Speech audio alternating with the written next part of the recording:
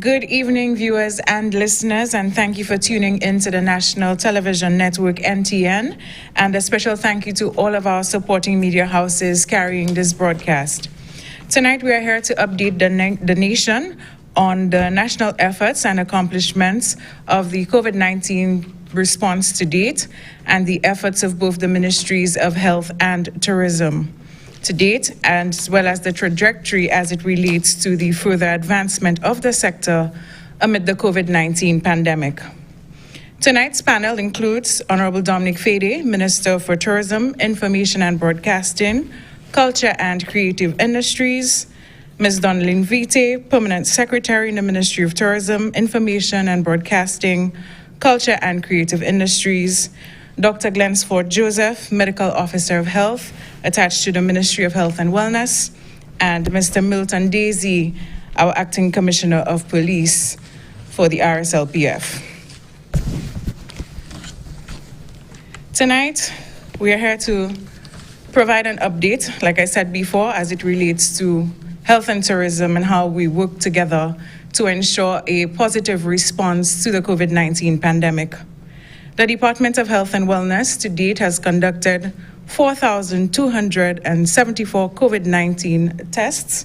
And from the 9th of July, when the borders were open, of course, that was a much anticipated day for the tourism sector, knowing that from the closure of the borders, many lives and livelihoods could have been restored. Tonight, we're going to start off with our Medical Officer of Health, Dr. Glensford Joseph, who will provide an update for us as it relates to health and the response. Good evening. Thank you for having me here. This evening, we'll take the opportunity to share with the nation our COVID-19 response thus far. And it is important to know that when you look globally, as of August the 10th, we would have had some 9 million confirmed cases globally, with 728,000 deaths. In St. Lucia, thus far, we would have had, starting from the 13th of March until as of the 10th of August, with 25 cases, of which we have currently 1 active case, and the remaining 24 have been recovered. To date, we have had no deaths, no need for anyone to be placed on a ventilator.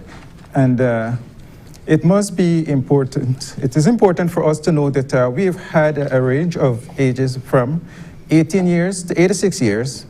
And of the cases we have seen thus far, 16 of them were imported.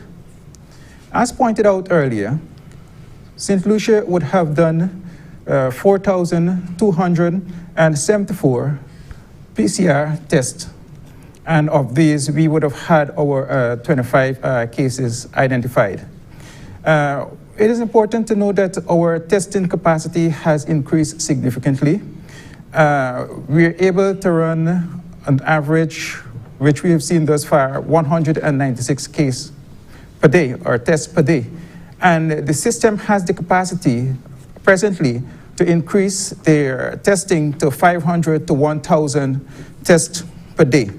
They are working to improve the testing capacity by automating their system and putting other measures in place so that St. Lucia can remain on top of our testing capacity.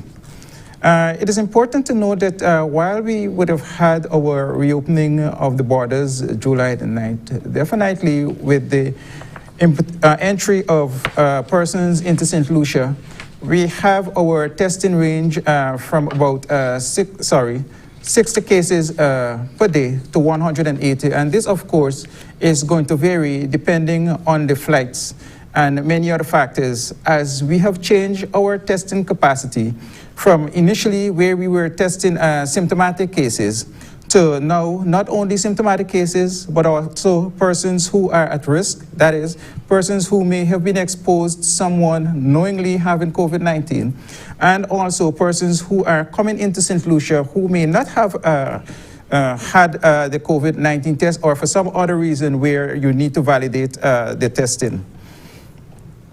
It is important to note, as we open again July the 9th, we have elevated our risk of importation and spread of COVID-19.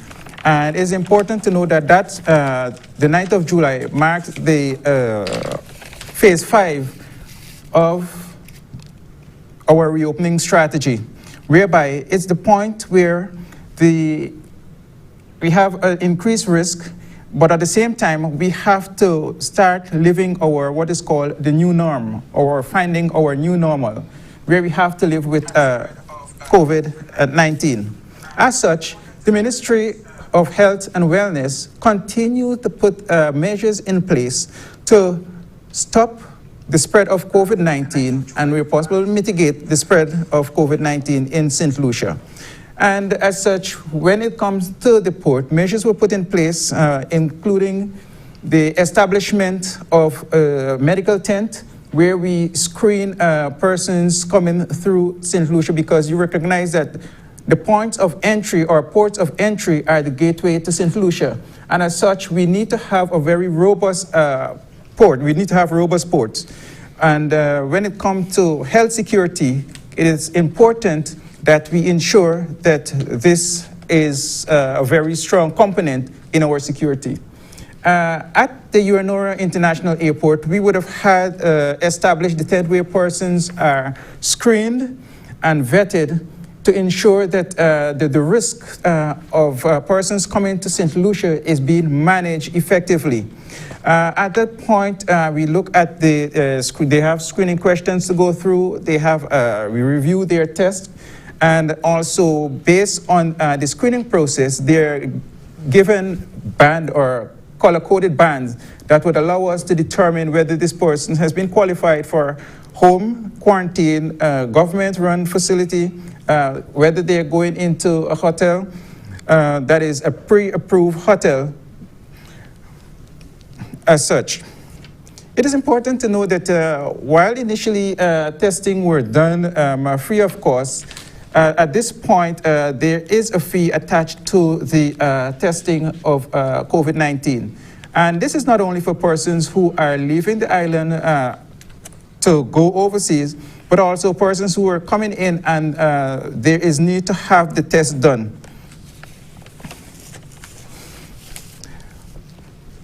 All persons who are coming to St. Lucia needs to have a COVID test. And this is of no exception. And you need to have a negative COVID test done within seven days of arrival to St. Lucia. Those persons coming from the international territories would have had or likely to have had a pre-approved facility, the hotel where they would go to. However, based on certain circumstances, they may very well have to be managed in a government-run facility. So they have checks and balances to determine how persons are being categorized to go to the various facilities. We also have what is called the bubble, the Caribbean bubble, where we have about 15 countries or territories. This list was updated of recent, the 7th of August. And these territories, yes, you need to have a negative COVID test on entry to St. Lucia, but because of you coming from within the bubble, you are waived that quarantine period, but of course you're still going to be monitored. For persons, let's say, who would have left a bubble territory within 21 days of coming to St. Lucia, it means that these persons would have lost their bubble status and as such would have to undergo the 14 days of quarantine. Again, if you would have traveled from a country of a bubble status into a country that is not within the bubble, again, you would have lost that the status. It is important to know that while we work at every front to control the importation of COVID-19 into St. Lucia, we as St. Lucians need to also play our part in preventing the spread of COVID-19. We've recognized the success that the health sector, the tourism sector, and all stakeholders who contribute and continue to contribute to the management of COVID-19 in St. Lucia would have had. And as such, persons would have dropped the guards because you recognize in the early phases with the scare of COVID-19, many persons began adhering to the protocols so set in terms of wearing the mask, in terms of physical distancing, hand hygiene, cough etiquette. But as we went through a certain phase with our sporadic cases, persons feel that we are all out of the woods, and so persons are really dropping the guards. At this time, I take the opportunity to implore on us to really get back to that protective nature whereby you're not only protecting yourself, but you're protecting others. There is a mechanism whereby persons who were exposed or persons who exposed to a known case could be placed into what is called a quarantine. And of course, you have the Quarantine Act that guides such an action. This is the Quarantine Act, Chapter 11, 1.6, where you have Section 3 guides the Chief Medical Officer to conduct her or his or her actions in keeping with the laws of St. Lucia to protect us from what is called these infectious diseases.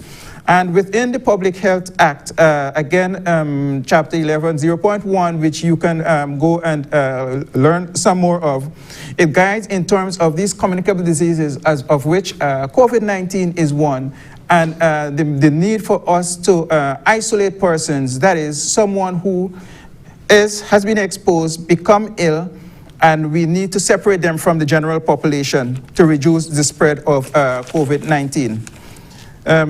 As pointed out, yes, we are going to continue with our fight against COVID-19.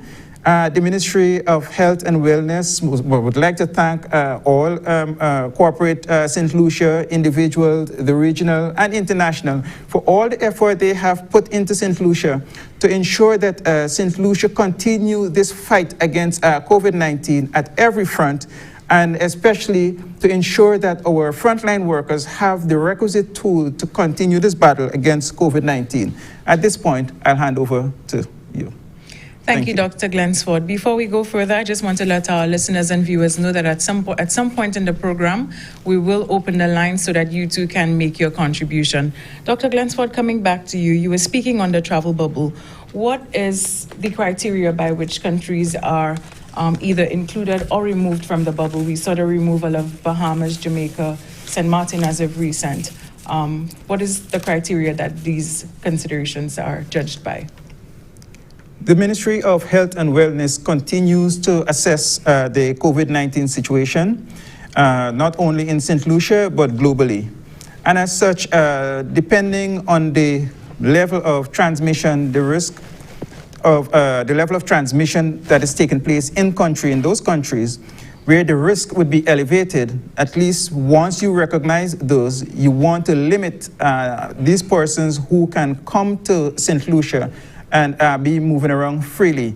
Because once you come from a territory where there's a relatively high level of transmission, it means that persons, even though they may have a negative COVID test at the time when the test was done, they could have been exposed subsequently, and within that 7 days come to St. Lucia and develop symptoms and begin shedding the virus. So for those countries with a low level of transmission or no transmission, those are the ones, and especially those within the Caribbean territory, to be within the Caribbean bubble, okay? So those that you have some Caribbean territories, because of the level of transmission, they are not included in the bubble, so that these are persons who, when they come to St. Lucia, they have to go in that mandatory quarantine. So that within that 14 days period where you have the incubation period of the COVID-19 ranging up to about 14 days, if they're to develop symptoms while in quarantine, then you can quickly isolate that person or transfer that person into isolation and limit the rate or risk of transmission of the COVID-19 in St. Lucia. Thank you, Dr. Joseph. Going over to tourism, I think I will direct this question to PS. The response to date, working in conjunction with the Ministry of Health to ensure a safe travel experience, of course, with the strictly enforced mandatory travel protocols. What has that been like? We've heard questions come in as to why is tourism so involved in terms of the COVID response, and I believe you can clarify what the partnership is and how the entities are mobilized in a collaborative way. Okay, certainly. Good evening, St. Lucia. Good evening, and thanks again for the opportunity to update the public on where we are and the journey so far. I think this question will be answered in two parts, both myself and Minister, because on the policy side, Minister obviously operates within his cabinet of ministers and his colleague at the Ministry of Health. And on my side, on the implementation side, certainly it has been a joy. It has been overwhelming sometimes, but what has really driven us is the hope that we want to instill in the sector and in the recovery and the resilience that the St. Lucian public have demonstrated. For us at the ministry, it is almost not practical for us not to win on health and to win on tourism. And so for us to be able to move forward with tourism being one of our largest sectors, if not the largest, we obviously need to have a healthy population and to be able to have the public health issues arrested. We have worked hand in glove from December up to now, from the time our eyes set on COVID happening in the international scene, to the training and the sensitization of the sector, looking at the first steps that St. Lucia had to take, getting the NEMAC operated. The Ministry of Tourism has been front and center in rallying the various subsectors within the industry. We have played a very close role in getting them rallied so that the Ministry of Health could impart that knowledge and direction to be able to deal with COVID. When we sought to look at the recovery, of course, again, the public health issue was the main issue for us. So it made a lot of sense to support health, and by doing so, we ushered the way for tourism to regain some level of focus and attention to bring back hope and comfort on the tables of St. Lucians. We know it is a long road to recovery, but for us, the battle is getting there and being at least halfway. We are not there yet. To date, St. Lucia has welcomed 3,254 visitors and 755 returning nationals. Minister Fedee, let's talk a little bit about the economic impact since the reopening of the borders on June 4th, but we really saw the resumption of commercial flights on July 9th. So let's talk a little bit about the economic impact since then. Well, I think that we have lost some 14 to 15,000 jobs. I'm delighted that we've got about 1,400 direct jobs. There are 500 taxi drivers. There are also about 56 day-boat charter companies that we have actually approved for operation. They are at varying stage of their operations. Some have begun, and a lot of it really would be determined by the market and how successful we've been. But I think what I want to make absolutely clear, I want to use this opportunity to say to the people of St. Lucia that we have not opened our borders just to the American market. We've opened our borders to everyone. The American market proved to be the market that was practical for us to operate, and that is because it was the only market when we conceived our opening up of the borders sometime back in June. Remember, June 4th was the official date of opening the borders, but the operationalization of those, the initiative actually took effect on the 9th of July. But what I want to make clear is that the United States didn't have the travel restrictions of someone returning with a quarantine for 2 weeks. And also, we didn't have the flights from some of our main markets. So the Caribbean flights only came back quite recently. So while people were saying, open up the Caribbean, the flights actually only presented themselves as of a week ago. And so we're quite happy that those flights are back. Caribbean Airlines, we've got Air Antilles, we've got Inter-Caribbean, we've got One Caribbean, and a number of flights have actually started into St. Lucia from various Caribbean destinations. The bubble is working as well.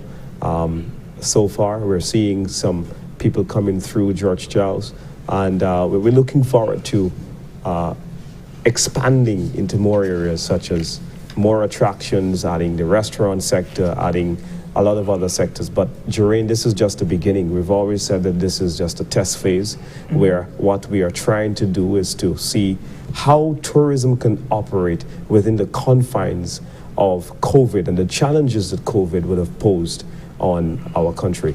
And so I think that I'm very, very proud of the team, the Ministry of Health, and all the other agencies, the police force, the Ministry of Home Affairs, the Ministry of Tourism, and all the other sectors within the public service, working along with various stakeholders in the private sector to make it functional. You mentioned test phase, and of course at every juncture it has been reiterated that this is a pilot phase. Are there considerations to extend this phase? Well, yes, it really will determine on how well we do. It will be determined on the capacity for growth and a number of different things. I think we are at a stage now where we need to consider having a look at, if not moving into phase 2, maybe phase and a half, for want of a better phrase. And that is to ensure that every step of the way that we place at paramount importance the health and safety of the people of St. Lucia. It is the only way that we can succeed, and that is by maintaining the very disciplined and stringent protocols which we've put in place to make sure that our population is protected first and foremost, and then B, to get some business and get the country back to work. You know, Jerain, we get the calls all the time, the letters from our constituents, people who are finding it hard to pay their bills, and despite our best efforts to ensure that they get NIC contributions and our income support program, it is not enough really to meet the needs of our population, for people to look after their kids and look after their families and to enjoy their lives and live comfortably. And so we want to make sure that people are able to pay their rent, people are able to pay their electricity bill, people are able to meet their loan obligations to the bank when the moratorium or the discretion of the bank may have been exhausted. So I think that the opening back of the economy in a responsible manner is a very essential aspect of our COVID response. Thank you, Minister. Now going over to Commissioner Milton Desir, we know that the RSLPF has been a key player in the response to the COVID-19 pandemic. What are some of the major challenges faced by your team, and how do you plan to address these challenges? Okay, the Royal St. Lucia Police Force, we were faced with many challenges especially during the introductory stages. We had challenges with, I would say, resources, and both the physical resources and the human resources. And with physical resources, I must thank the various ministries who loaned us their vehicle during the curfew period, because that assisted us a great deal in patrolling the various areas to ensure that the checkpoints were maintained, to ensure that persons were compliant to the various protocols that were in place. Also, with the human resources, what we did was to call in some persons who were on leave, persons who were due to go on leave, their leave were cancelled. Also, we had persons from the members of the police band who ordinarily would not be doing this type of duty. We took them from their regular band duties, and they augmented our teams. We also had persons from the various offices like immigration who assisted a great deal. And I must say those officers, they work with enthusiasm. They were there, and that was what I believe that made the great difference. I must also commend some senior officers who were there with them, I mean, leading the way with that. I must say at the checkpoints, you could recall we had the 24 hours, and we had to maintain that because at that time, persons from the north were not allowed to go to the south except if, or vice versa, except if they had the requisite of authorization. For example, persons, frontline officers who had to work, probably they are living in the south and working in the north, they would need to find themselves at work. These things were allowed. So all these things were challenges that we had. Now, the challenge that we see is with the opening of the various borders and the various activities, we find that individuals see it as the country is open and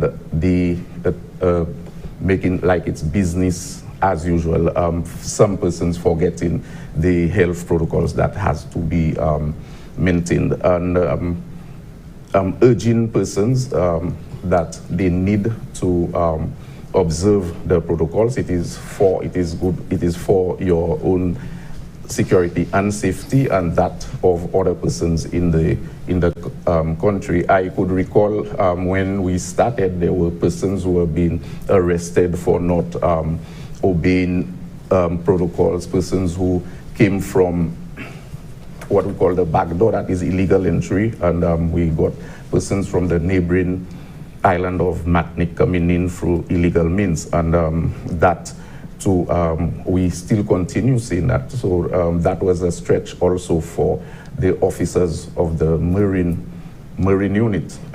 They had to be, that the borders, persons usually say it is porous, and I believe so too, but you find we had to be there and then do our best, and I must commend them for the successes that they had during that time. Do you continue to face challenges with illegal entry? Oh, yes, actually, this last week, 2 persons were arrested for that. They were taken into quarantine because they come in, we do not know, so we had to ensure that they go through the process, and then we would do the charging. The police is not, we more believe in assisting persons and so on, but however, when persons have broken the law, they need to be arrested. For COVID, we wouldn't like to arrest somebody for not wearing a mask, but the persons need to be responsible, and they should know that there are consequences for not doing certain things, and that person should just do it. I must also commend some of the business places that would not allow someone to come in without you having your mask. I've seen persons with the checking person's temperature to ensure that they are safe to come in. So I must commend them for that. And I think that is what the other business places should take example of this and then practice it. So this is all in the view of ensuring that if someone has that virus, it is not transmitted to other individuals. Thank you, Commissioner. At this time, we will take a quick commercial break, and we ask you to stay tuned to the program. What we're doing right here on NTN is providing an update to the nation as it relates to the COVID-19 response to date. We'll be right back.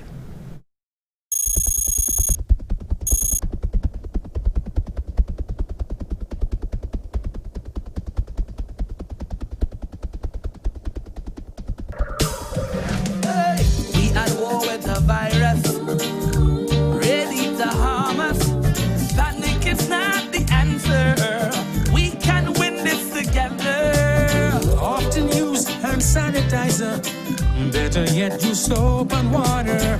We must protect each other if we are to beat this corona. Together let us win this war. Be a soldier for St. Lucia. Together let us win this war. Be a soldier, together we can beat this corona. So you don't become the next case. Avoid touching your face. I'm sure you've been told so. Handshakes and hugging are up. No. Advice is you the please. Cover your mouth and your nose if you cough or sneeze. Practice social distancing and avoid large social gatherings. Together let us win this war. Be a soldier for St. Lucia. Together let us win this war. St. Lucia, be a soldier. Together we can beat this corona. For further information, please contact the hotline at 311 or the Bureau of Health Education at 468-5 5349. Welcome back to NTN, where we are providing you with an update on the COVID-19 response. At this time, we go back to Dr. Glensford Joseph. Dr. Joseph, are we at the benchmark as it relates to the testing as outlined by the World Health Organization? Thanks for such a very good question. And I must say that St. Lucia is on track with its testing. As pointed out earlier, to date, we would have done 4,274. We have a population of approximately 180,000 estimate. What we have seen is that we have the capacity and we have done testing as much as 196 tests in one day, and have the capacity to go up as much as 500 to 1,000 tests. We have built capacity in the laboratory department, whereby we have more than one machine that is there ready to be used in the event of an increase in the requirement for testing. So yes, we also have a stockpile of the PCR testing kits, and we have mechanism in place to for the boost that capacity. So yes, we are on track with our testing and have the capacity to expand. It is important to know that when we started, our turnaround time was more than 48 hours. Also, we continue to depend also on the CARPHA, that is the Caribbean Public Health Agency laboratory. They have been there with us in the beginning, and we still continue to rely on them in the time of need, if there need be. That being said, we have been able to change our turnaround time or reduce our turnaround time to an average of about 24 hours, and they can bring it down as low as 4 to 6 hours, I've been informed. So yes, we have increased significantly in our testing capacity. Also pointed out, initially we have been testing, it was more symptomatic persons, but as we go through our algorithm and look at our testing strategy, look at our risk, we have moved away from just testing symptomatic persons, but also testing persons high risk or at risk.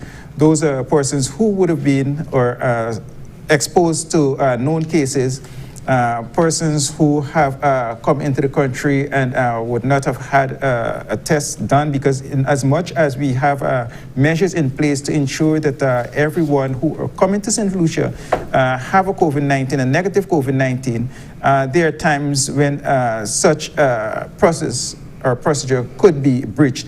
And as such, at the ports of entry, we have a mechanism in place to capture those persons. And as a result, you find that, especially with the incoming flights, persons who would have gone through or that mechanism or protocol would result in increasing in our testing on a daily basis. And so you find that our range of testing varies about 80 to 180 per day. Thank you, Dr. Joseph. Minister Fedee, in the wake of the level 3 warning issued by the CDC placing a travel advisory on St. Lucia and several other international jurisdictions cited as due to the high risk of COVID-19 infection, are there any adjustments expected to be made to further expand countries accessing our shores, and what impact for St. Lucia, economic or otherwise, is anticipated to emerge from that CDC announcement? Now, before you respond, I was listening to the news earlier on, and a report on DBS indicated that conversations with the embassy earlier, that all of the jurisdictions will place that level 4.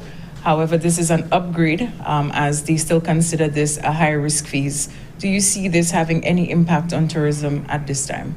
No, because I think it's actually an improvement, as explained in that television report which you saw tonight, where an official from the U.S. Embassy indicated that while level 4 is where we came from, actually told the American traveling public not to travel at all. We opened our borders and we opened our tourism industry within those circumstances, and we've had the level of success that we've gotten so far. Now that this is an improvement where it says that you travel only when necessary, I think that this is only going to help to aid our aspirations to rebound tourism and reopen it as fast as we can. So I want to leave the people of St. Lucia with every assurance that this does not have a negative impact at all on our tourism efforts. The list of countries that are placed there, I would say the entire world is actually under the advisory issued by the United States. But we see that people are continuing to travel, and we hope that we can continue to build from here. It's been a good beginning, and I hope that we can go forward. We see that countries are removing travel restrictions. We have to be very proud of what has happened with the United Kingdom. I was very proud when I saw the announcement that St. Lucia was among some 53 countries in the entire world to be placed in a travel bubble with the United Kingdom. We saw that Spain was actually removed quite recently out of that travel bubble because of an outbreak of cases there. I think what that says to us is that we cannot be complacent. We have to remain very alert, very watchful, and be up to the task in terms of how we respond as a government, as a private sector, as civil society, and as members of the general public. We all have a very significant role to play in ensuring that our country's response in the economic recovery phase of COVID, that we all do our part to ensure that the public health aspirations or objectives are met. Thank you, Minister. PSVT, we have heard testimonials of visitors really praising the system, the protocols that are in place at the airports and at the COVID-certified hotels. Would you say that St. Lucia has been an exemplary island to date with the response? Oh, absolutely. Absolutely. I mean, in the wake of St. Lucia's conceptualization of resumption of tourism, we basically set the scene and set the stage for other countries to follow and have borrowed from our protocols. It is these very same protocols that have measured our success as of today. As of today, we have 13 properties that are COVID certified, and these protocols are by no joke easy to meet. The level of rigor that's established within the protocols, it requires a level of investment by the hotels, and it is actually requiring and building the confidence of even the staff who work there. Right now, we have 13 hotels who are COVID certified, and out of these 13, we have 9 of these hotels who are already open and taking bookings, active bookings. As part of what we have open, not only accommodation, but we also have yachting that has resumed its service. We have the IGY Rodney Bay Marina, which is open, as well as Marigo Bay Marina. We have the the maritime sector.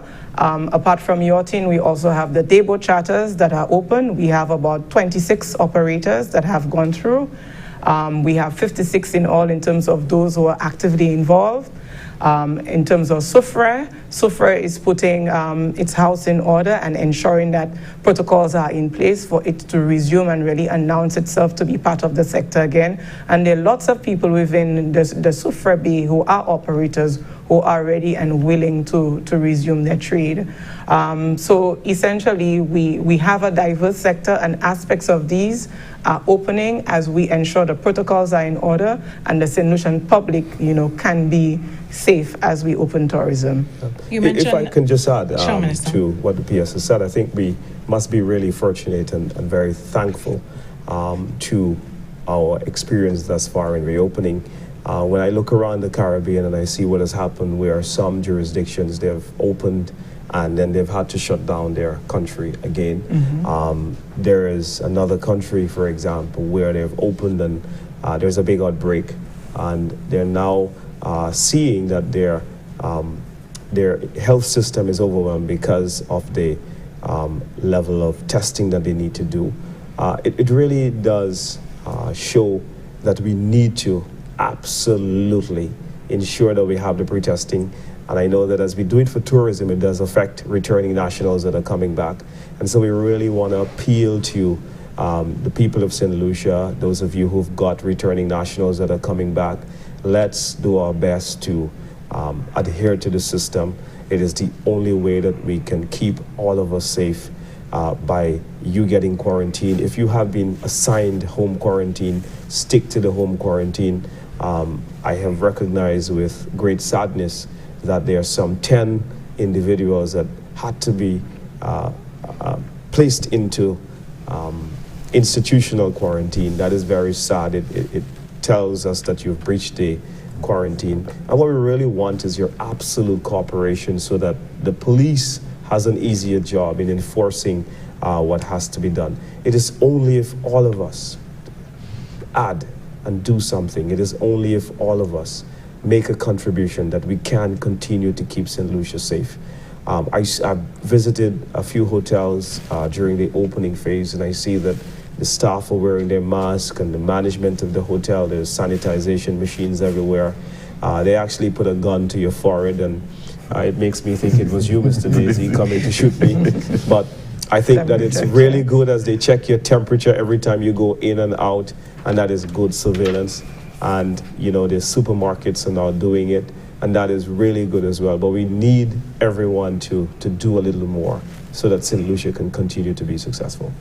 Thank you, Minister. Now, during the earlier phase of the pandemic, the tagline was adopted and really emphasized securing lives and restoring livelihoods. You mentioned, PS, that 9 properties are operational to date. Give us an idea of what the employment has been like. We know that some taxi operators have gone back to work, as well as some day-boat operators. Just give us an appreciation of what the employment has been like in the industry so far. Okay, you know, sometimes when we speak of employment within the tourism industry, our only striking understanding is really the employment at the hotel. But while we have 1,400, approximately 1,005 for 1493, to be precise, 1,493, we also have other persons who are employed. We have the quarantine centers. We have 3 quarantine centers.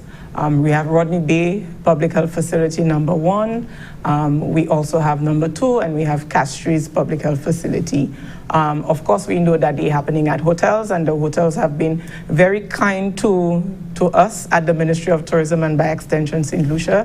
And there's also the employment within those facilities that we have to count as part of tourism. We also have, in terms of tourism taxi, right now we have 500 who are employed and currently working, actively working. We are certified taxi drivers who have undergone training. That's right. Yeah. Thursday, Friday this week, the ministry will be distributing the COVID certified decals for the other tourism taxi, those with the H plates, as well as some of them from the top companies and the DMCs. So we'll have the resumption of an additional adding to about 1,500 persons within the tourism transportation sector would be certified and ready to work. In terms of the sites and attractions, or the dive centers, for example, we have dive operators who would be resuming their service as of August 17th, which is Monday, and they would be counted in as well. So essentially, as we open up, we know we're doing it by baby steps, but by each step and each measure, and we continue adding services, the employment will continue to mushroom. But what is important for us is that we are able to distribute as much as possible. While we have visitors coming from high-risk countries, we're going into COVID-certified properties. We also have bubblecation, where visitors from the Caribbean could go to the alternative accommodation providers, which is really what St. Lucians regard as the Airbnbs, if I borrow the brand of the company. We want to ensure that there's some level of equity and distribution, and so we have assigned the visitation from the Caribbean bubble to these accommodation providers, while we have allowed the high-risk visitors to go into the COVID-certified properties, where the protocols are very rigorous and will be able to deal with any of the risk that present itself. I know earlier on we had infringements as it relates to the protocols on the part of visitors. Even one visitor had to be repatriated because the desires for vacation were not in keeping with phase, the protocols outlined in phase 1. Have we seen any other breaches since then? There are a couple of breaches that has happened for the resumption of tourism. But I must say, while we have had a few infractions on the visitor side, we have also had infractions on the returning nationals side.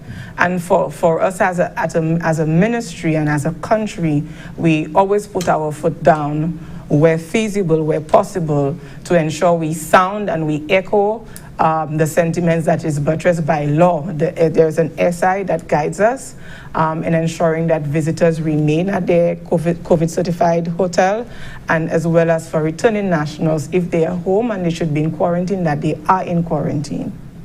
And is there a large difference between that of the visitors and that of the nationals? Well, embarrassingly, if I may say, the infractions on our side with our returning nationals is more than on the visitor side. But on both fronts, St. Lucia is sounding its position. We are doing so to ensure that the rest of the population is kept safe. And as we have more persons return to work, not only in the tourism sector, that we could ensure the public health concerns so that we could safeguard the employment tomorrow. Thank you, PS. What are some of the considerations for phase 2? We spoke about the extension of phase 1, but of course, with that extension, plans and preparations must be in place for phase 2. So can you touch on phase 2 and what are some of the expectations that would be prevalent in phase 2? The characteristic of phase 2 for tourism would have been tourism operating in what we considered to be our previous norm or previous normal way. Right now, we are getting the direction from Ministry of Health that the level of risk still present in our source markets is too high and it is too concerning. And so we are currently evaluating what phase 2 is going to look like for us. Like Minister indicated, it might mean that we have a phase 1.5, or we can extend phase 1 where we're able to add in more services, where those that we can do safely, and where we have the cooperation of the service providers, but we are still holding consultations. We will hold with the sites and attractions. We have been speaking to the divers and other water-based activities, but essentially it is a decision that has to be taken on board with the consultation of the sector and whether or not they're willing to participate, because their participation within this high-risk period would mean the level of preparation would have to be in check before we move on. So in the next coming days or next week, we will be going back to the public, coming back to you, and more than likely on this platform to indicate and educate the public as to what decisions would be taken for moving forward and what are some of the conditions that we are going to ensure that we put in place so that St. Lucians feel comfortable and are aware of what activities. So if it is a visitor is spotted on a taxi going to a particular site or an alternative activity, that the public is not surprised, but we all know what is happening and we all have a voice to air. PS to note, we noticed that visitors would usually come for a 7-day period. We've noticed that visitors have been coming for 14, 15, 16 days. Some want to just finish the quarantine period and so that they can enjoy St. Lucia. There are still concerns about the sightings of visitors in the public. Is there something that is being received from tourism or from the Ministry of Health in that regard to ensure that they are cleared for being in the public? Sure. We're actually moving in realizing a very good direction for St. Lucia. Notwithstanding visitors initially coming for 7 days, quite a bit of them have been opting to stay the course of the 14 days at the COVID-certified hotel and then indicating they wish to move into a villa or an apartment or bed and breakfast where they could move around freely like the regular St. Lucian or visitors from the bubble.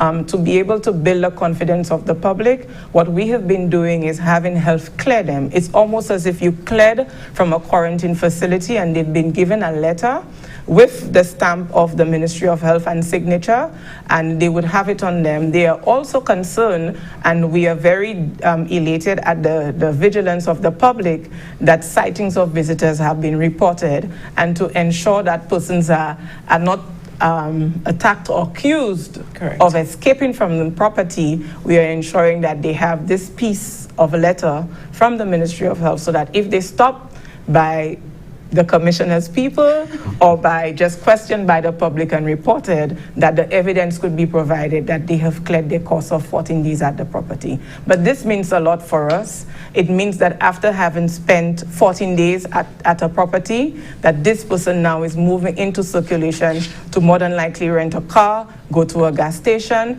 patronize the supermarket, pay the VAT on groceries, and do the normal things that St. Lucians do, and the economic return for us would be much more attractive as opposed to coming to St. Lucian staying 8 days. Thank you, PS. Going back to Commissioner Desir, your team is often called upon to assist in the COVID-19 response. We note that on weekends, people tend to be extra relaxed about the protocols. What are some of the efforts by your team that we will see in terms of reinforcing the protocols? Okay, actually in every policing district, we have the regular patrols, especially on a Sunday, where persons, they venture to the beaches, the rivers, and so on. And you notice that these crowds are building up. Now, right now, it's permitted to have an activity of up to about 200 individuals. However, it's dependent on the space that you have. We have the guide, which is one person per 30 square feet. So if you have a larger area, you could go up to the 200. Now, by law, the SI, it allows up to 200. However, I must indicate that even if the SI allows up to 200 persons, but you must still seek permission, because there would be the required licenses that you need to have, like you must have your liquor license, you must have the ECHO to have license to have activities. For example, if you are going on the beach, there must be the beach party, there must be permission from NCA. So there are certain things that are required, you must still get. So it is not, it's not because that you are allowed to have the activity that you just go ahead and have it. You must seek permission for those activities, because there are things like you have, everywhere there's an activity, you'd find traffic, a buildup of traffic. So you have traffic buildup, so they need, and some of those activities you need to have police around. So we need the permission would only assist us in knowing where those activities are. Instead of persons just having 10 different groups having beach parties. But if you apply to have those activities, we know on a weekend that we have 4 activities, and these activities would be policed, and all in the effort of maintaining the various law and order in those activities. Thank you, Commissioner Desir. We are due for another commercial break, but when we come back, we will talk a lot more about the COVID-19 response to date, and we will also open up the lines to take your calls. Stay tuned. She's been watching, waiting, wondering when the sands of time will give way to a tide of change, and for yesterday and today to become a new tomorrow. For a time when her sun can kiss the cheeks of your loved one, and her stars can twinkle in her honeymoon skies, when her earthly embrace will reassure and calm your soul, and her unique view can change your whole perspective. Proudly, she has risen to meet new challenges and to provide safe harbor to all who reach her shores. For her hopes and dreams still stand, shoulder to shoulder, a precious reminder of experiences yet to come. So, wherever your moments and memories take you, let her sense of adventure set you free. She is St. Lucia.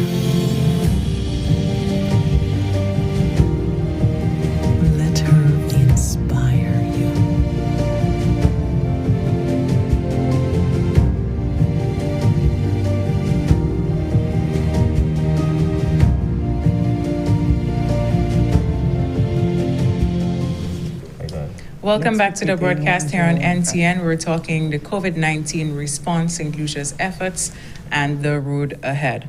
Minister Fedee, coming back to you, let's talk a little bit about the income support program and the level of support that has been provided to nationals to date. Well, thank you, Joreen. I think that COVID-19, we were speaking about the economic impact earlier, and we looked at the fact that thousands of St. Lucians had actually lost their jobs. And we felt as a government that we ought to have some kind of support program to help individuals. Now, we saw that with the income support, it proved a bit tricky in that we had large sections of the workforce that were contributing to the NIC, but then there were also large sections of the workforce that weren't contributing to the NIC. So when we look at, for example, taxi drivers, vendors, hairdressers, a lot of small business, self-employed individuals, construction workers, they had no cover whatsoever. And if it's one thing that COVID is teaching us, is that we need some form of social security. So we used this opportunity to get a number of people registered who weren't presently registered, giving the NIC the opportunity to expand its membership base. Now, in the NIC support program, we had some 42,000 individuals applying. The number of payments that we have approved to date was some 38,328. The income support program, we had some 6,500 applications. We would have paid some 900 individuals a lump sum of 1,500 when we did a retroactive pay. And I know that a lot of people were very happy to have received those checks. The Treasury will be paying next week some 1,015 individuals. So we see that the payments are coming through. We're processing it for a number of individuals. And I know, Joreen, personally, a lot of people who have received it, the feedback has been great. And we continue to find ways and means to see how we can give our people that level of assistance. Now, we're looking at supporting the unemployed among us, people who would have lost their income due to COVID, in other ways as well. As you would have seen in the stimulus package, we would have added another 1,000 individuals to the public assistance list. We would have looked at ways of extending some incentives to individuals who who pay property tax in the business sector, so that the business sector can have an opportunity to breathe, and a host of other incentives that we have done so that we can help to stabilize the economy a little bit and help to bring about some level of cushion from the tremendous fallout economically that COVID has landed. So we continue to look for ways and means, and we continue to implement a range of programs. Individuals should check with the various government agencies to see what level of support they qualify for. We also have a big back-to-school support program, which we are going to be working with the Department of Equity, Social Transformation, to see how we can bring about that relief in aiding parents with their back-to-school supplies. And we hope to target thousands of individuals with this effort at this time.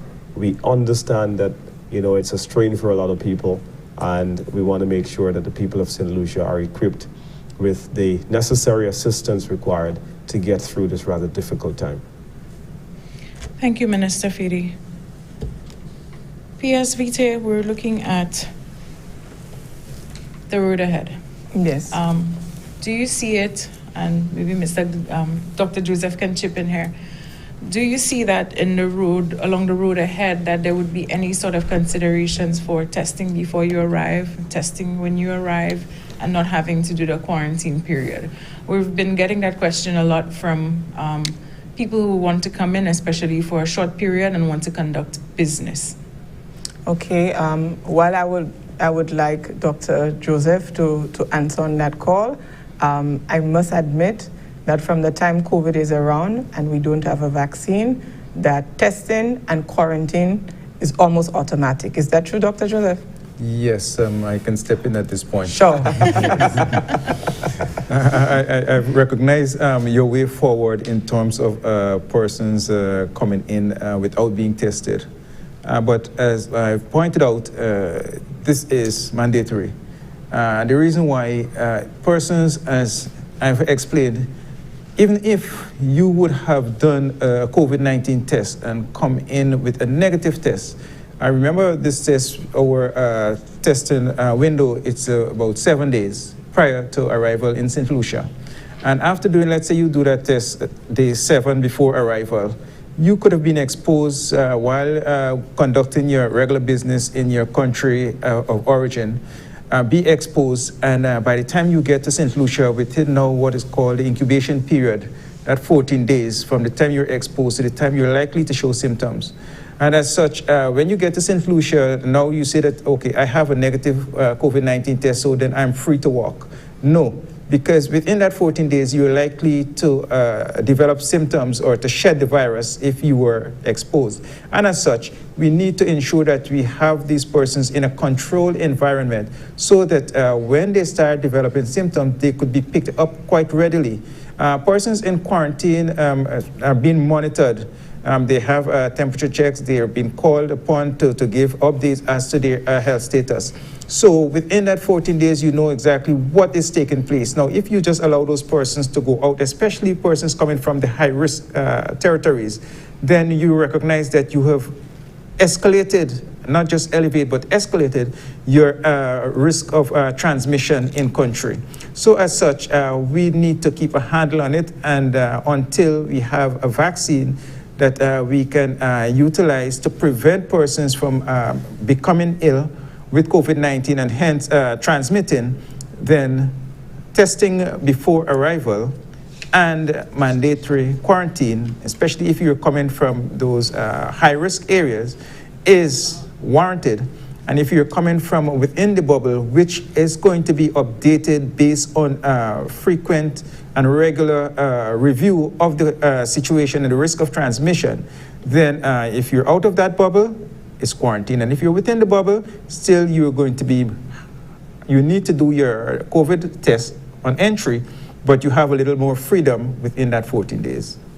Jerry, I just want to take this opportunity to thank the people of St. Lucia for helping us to police the returning nationals and also the tourists.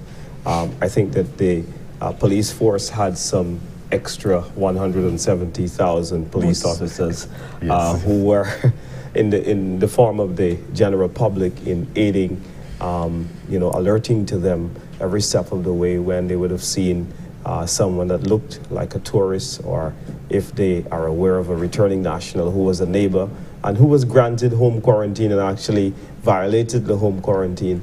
And we continue to receive those calls, and we are very grateful for those calls. Keep those calls coming. For those of you who would like to make reports, you can do so at the 311 hotline, and also I'm sure that the police commissioner's office would not mind those calls coming in as well to aid in us trying to enforce this and to aid our COVID response. Thank you, Minister Fedee. I believe we have a call on the line. Good evening, caller. Thank you, Minister Fedee. I believe we have a call on the line.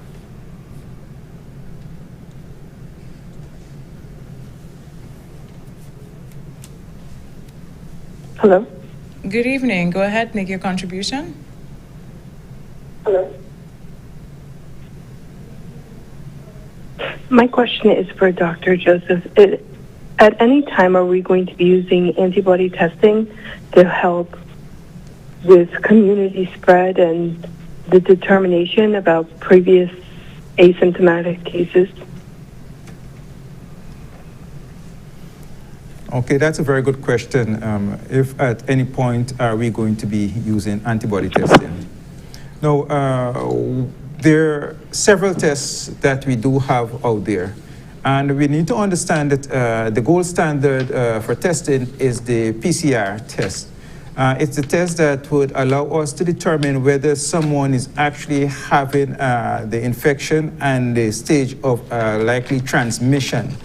If you're going to do an antibody testing, it has its merit in if you're going to think about surveillance and you want to know the serovalence or the serostatus of your population.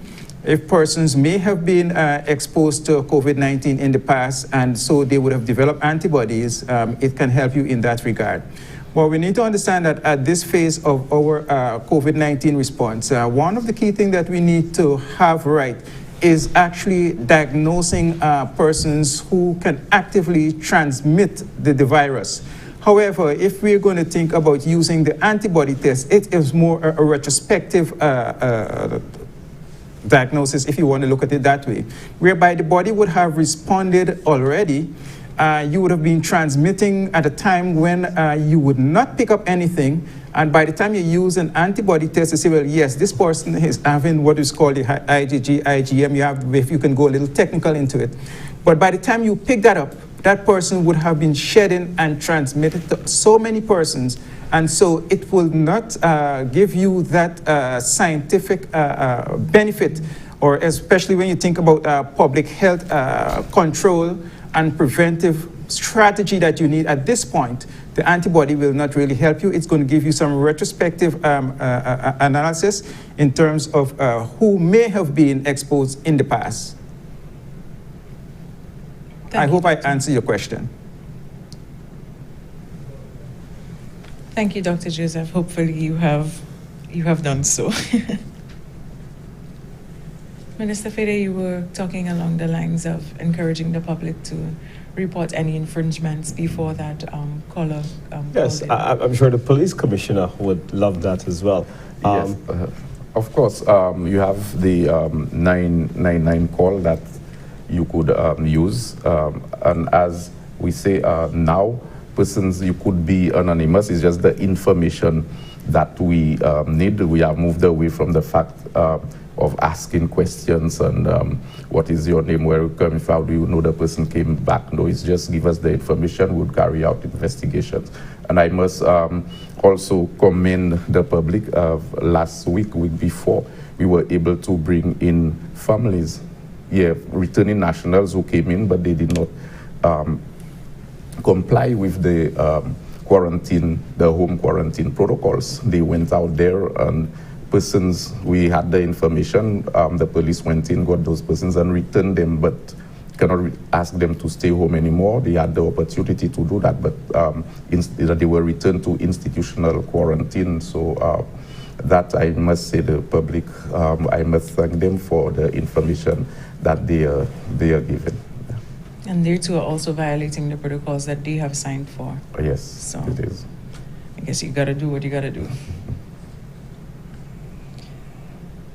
I think we are nearing the end of this program, and so I will ask that we start with final comments from PS, and we'll come around down to Dr. Joseph. Doreen, I want to leave with St. Lucia, government agencies and my colleagues, and of course, I must say, our tourism minister and other ministers, but I'm really singling him out, has been a pillar of strength for us in, really braving through this period that we're going through. And I say period because we don't I paid her to say that. No, yeah. So there have been a lot of soldiers behind the recovery of St. Lucia. And I thank everybody who has stayed the course. And we want to say to St. Lucia, the reopening and the recovery is not without their assistance, without their vigilance and their toil. But we ask everybody to help us stay the course. We understand financially and economically it is a pain right now, but we want to keep our eyes on where we can go every step of the way, learning the lessons of our Caribbean islands, destinations, that have gone before us and that have not had a very successful reopening. To the operators within the sector, you may not all be happy at any one point in time, but we want you to know that this is an investment to safeguard the future of your livelihood tomorrow. So while we probably have made some missteps, we will continue to work and perfect the situation, block the little gaps, but at the end of the day, the objective is for St. Lucia to rise and for St. Lucia to recover safely. Before we go to Minister, and speaking of safe recovery, we know that St. Lucia and the world over had been very supportive of the National COVID-19 Response Telethon. Can you give us an update as it relates to the fund to date, what has been paid out, and what are future plans for using of these funds? The funds, and again, thanks to St. Lucia, the corporate society, the business community, we had gotten pledges of 2.5 million EC dollars. We have a collections of 1.9 million with the goodwill and the cooperation of the National Community Foundation, NCF.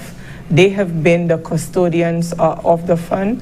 The fund has been managed for the Ministry of Tourism and supported by a fund committee with 3 successful persons within government and the business community, where they go, they screen their applications, and it's approved by the ministry and distributed by the fund. To date, we have had 2 disbursements under the fund in the amount of $267,000 that went through the ASLHTA, which went directly to the National Feeding Program.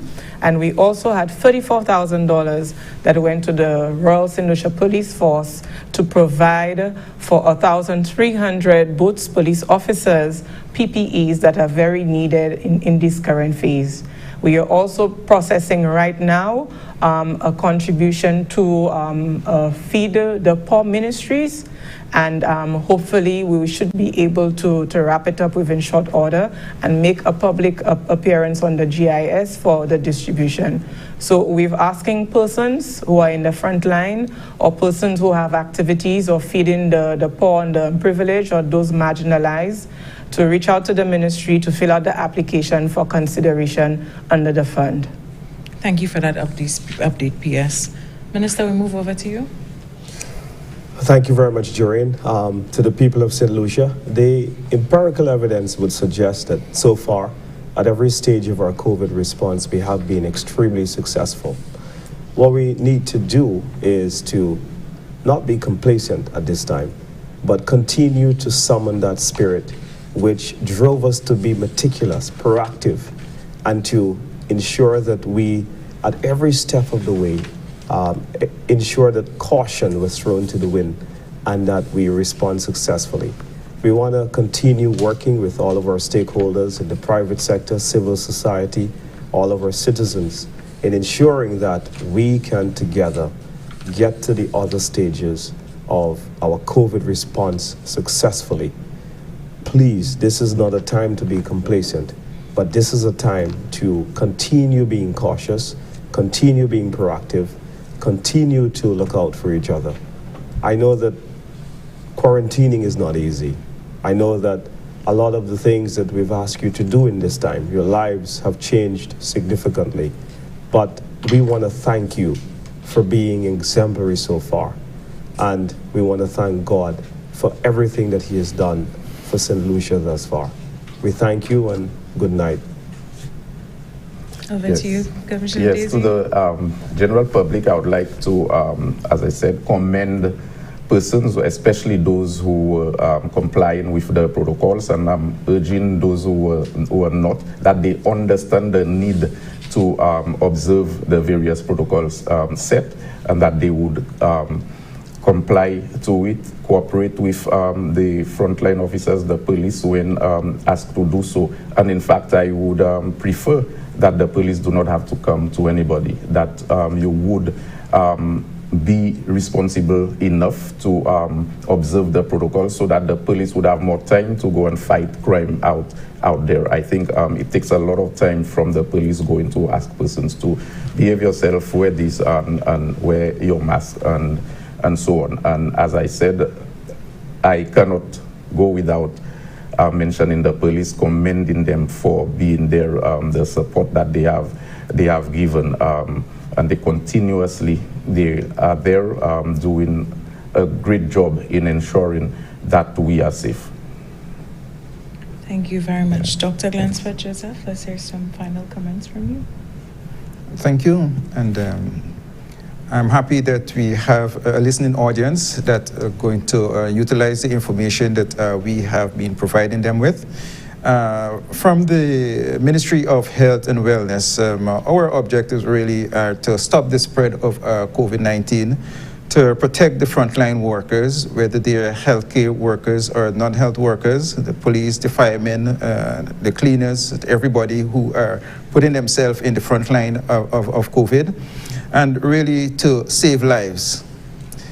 We can only achieve this at the Ministry of Health and Wellness through very good collaboration with the various departments, the Department of Tourism, we have the police force, the fire service, the corporate St. Lucia, and we all rely on sound advice provided by agencies such as the World Health Organization, the Pan American Health Organization, the Caribbean Public Health Agencies, and many others that are too numerous to mention at this time. But while all this is being said, while these bodies put together the protocols and the standard procedures that we all should follow, it is imperative that we do not let our guards down. We have made significant stride in the management of COVID, not only because of what we have done in the Ministry of Health and Wellness or other departments or agency would have contributed, but also because what you, the general public, have been doing in terms of obeying and following the protocols. And with this success, do not allow us to let our guards down at this point, because we are just going to unravel all that we have been working for. So let's get back to the protocols that were established for us. Let's use our mask. Let's do the social distancing. Let's have the adequate hand hygiene, the cough etiquette. Let's protect ourselves and protect our neighbors. And as a country as a whole, St. Lucia will fare well and be victorious in the management of not only COVID-19, but many of the other outbreaks, pandemic that we are likely to be faced with. Let's put our hands together and have a successful outcome in the management of COVID-19. Thank you. Thank you, Dr. Glensford Joseph. I know I said final comments, but P.S., we have a very important question, and we continue to get that in these questions all the time. The car rental sector, are they able to operate with the travel bubble? Oh, absolutely, yes, with the travel bubble. We have put in the protocol. It is the protocols that we have for COVID-certified properties is really for high-risk clients. We also have protocols on the local side. We have protocols that have been adopted by the supermarkets and other business houses. But when you look at the activity of a car rental, let us assume that you have somebody from a high-risk country or destination accessing a car rental before what Dr. Joseph called the incubation period, which is the period they're likely to display signs and symptoms and be of infection to other people. You find that somebody's accessing a car rental will need to fuel. That means they go to a gas station. That means they may have to go to the supermarket, and they would have to do the normal activities that people like you, me, and the general public would do. So it means, therefore, that at every point of contact or interaction, there is a possibility of spread. So to be able to avert that sort of situation and the possibility of spread, we have designated these persons who are likely visitors coming from the high-risk destinations to go to a controlled environment that mimics a lot of what happens in a quarantine facility. So because of that, this group is not allowed, even under the law, to leave the property for an activity like a car rental and go into circulation. But understanding that the car rental sector is a group that has been marginalized, the ministry has ensured that we're promoting the bubblecation and the staycation. We know locals are renting, but more so the bubblecation, so they could patronize the alternative accommodation like the villas, the condos, and the apartments, as well as to use the services of car rental companies. Now, international visitors, after they've completed a 14-day period, let's say at one of the COVID-certified hotels, they're able to go out and about, so that would that qualify them to rent a vehicle? That is right. As long as they cleared from the property and have gone through their 14 days, then they're free to roam. Thank you, P.S. Just before we end tonight's program, we just want to reiterate that for international travelers coming from the U.S., you are able to access American Airlines, Delta, or JetBlue. If you are coming from the UK market, British Airways is in operation. Canada, we will see resumption of service in the weeks ahead. Of course, the protocols apply. That includes pre-testing up to 7 days prior to arrival in St. Lucia. That is obtaining a negative PCR test. If you have not been approved for home quarantine as a returning national, you will be housed at the government-operated quarantine facility. Visitors are encouraged to book with one of the COVID-certified properties, and to date, our COVID-certified properties include Sandals Grand, Ladera, Sugar Beach, Stonefield, Bay Gardens Beach Resort and Spa, Jade Mountain and Chasney, Windjammer Landing Villa Beach Resort, Marigot Bay Resort and Spa and Marina, Serenity at Coconut Bay, Tete Rouge, Kaibla Villa and Hotel, and Cap Maison. Of course, not all of these properties, though being certified, are open, so you would have to check with these hotels to see which one suits your desires and which is open for service. As it relates to the Caribbean market, the airlines that have resumed service are Caribbean Airlines, One Caribbean, Inter-Caribbean, and Air Antilles. And of course, the same would apply, that you would have to check with the airlines. If you are coming from one of the bubble jurisdictions, and the bubble countries now include Antigua and Barbuda, Aruba, Anguilla, Barbados, Bermuda, Bonaire, the British Virgin Islands, Carriacou, Dominica, Grenada, Guyana, Montserrat, St. Barthélemy, St. Kitts and Nevis, St. Vincent and the Grenadines, and Trinidad and Tobago. Now, while Bermuda has not been removed from the bubble, anyone traveling from Bermuda via an international jurisdiction will be treated as an international traveler, and that would require pre-testing prior to arrival, pre-filling of the travel registration form, and quarantine. Now, for travel bubbles, I'm calling them bubblers, those coming from the travel bubble, of course, under the campaign Bubblecation, you will be required to provide a negative PCR COVID-19 test prior to arrival in St. Lucia, and you must be coming from that jurisdiction within 21 days of having been in that jurisdiction, and you will not require quarantine upon arrival. However, if necessary, you will be housed at a government-operated quarantine facility or isolated. It all depends on your status upon entry. And bubble visitors must observe all on-island protocols, including screening at the airports, wearing of masks in public, and observing of physical distancing. We thank you again, Minister Fedee, PS Vittet, Commissioner Desir, and Dr. Joseph for joining us here tonight for this update. And we thank you, our listeners and viewers, and our sister stations for carrying this broadcast. Thank you for tuning in. We will be back sometime in the very near future with another COVID-19 update.